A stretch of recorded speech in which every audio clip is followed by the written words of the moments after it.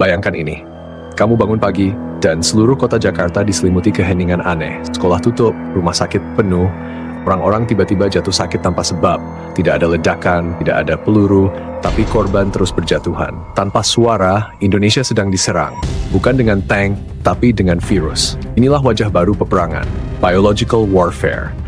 Perang yang tak terlihat namun mematikan. Dan pertanyaannya sekarang, seberapa siap Indonesia menghadapi serangan senjata biologis? Senjata biologis adalah mikroorganisme seperti virus, bakteri atau racun yang sengaja disebarkan untuk membuat sakit atau membunuh manusia secara massal. Contohnya, anthrax, smallpox, bahkan Ebola. Semuanya pernah dipertimbangkan sebagai alat perang. Bahkan COVID-19 pun sempat memicu teori konspirasi soal potensi biowarfare. Tapi ini bukan fiksi ilmiah. Sudah ada buktinya dalam sejarah. Tahun 1346, pasukan Mongol melempar mayat penderita pes ke kota musuh. Tahun 1940, Jepang menggunakan bakteri antraks untuk menyerang Tiongkok. Dan di masa modern, banyak negara besar, termasuk Amerika, Rusia, dan Korea Utara, dituding mengembangkan program senjata biologis rahasia. Sekarang bayangkan skenario ini terjadi di Indonesia.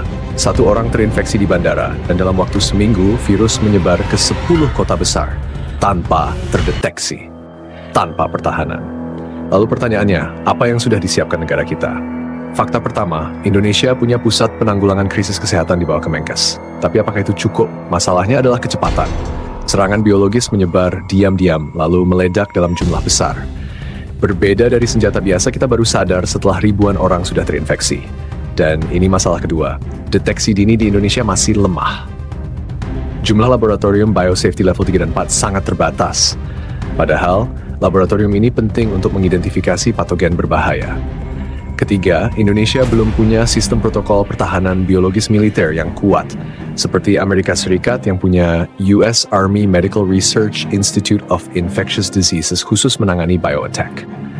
Keempat, masyarakat kita belum sadar akan ancaman ini. Salah satu laporan dari Global Health Security Index tahun 2021 menempatkan Indonesia di peringkat ke-38 dari 195 negara dalam kesiapan menghadapi wabah biologis. Lebih baik dari sebagian negara, tapi belum cukup. Kelima, sistem komunikasi darurat dan distribusi obat-obatan kita masih rentan. Saat COVID-19 saja, distribusi oksigen, APD, dan vaksin sempat kolaps. Bagaimana jika yang kita hadapi adalah serangan biologis dengan virus buatan manusia yang lebih mematikan? Sekarang mari bahas dari sisi individu.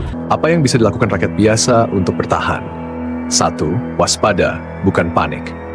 Kenali gejala awal penyakit yang menyebar cepat, demam mendadak, ruam aneh, atau sesak nafas massal. 2. Siapkan masker, vitamin, dan obat dasar di rumah, seperti di masa awal pandemi. 3. Pelajari teknik isolasi mandiri, bukan cuma untuk COVID, tapi juga potensi penyakit lain. 4. Sadari informasi, hindari hoax, dan dapatkan info dari sumber resmi seperti Kemenkes atau BNPB. 5. Dukung sistem kesehatan lokal, laporkan gejala yang aneh di lingkungan sekitar. Untuk jangka panjang, Indonesia butuh investasi lebih banyak untuk laboratorium biosafety, pelatihan militer dan tenaga medis untuk skenario biologis, dana cadangan untuk distribusi logistik medis saat darurat. Simulasi pertahanan biologis nasional secara rutin.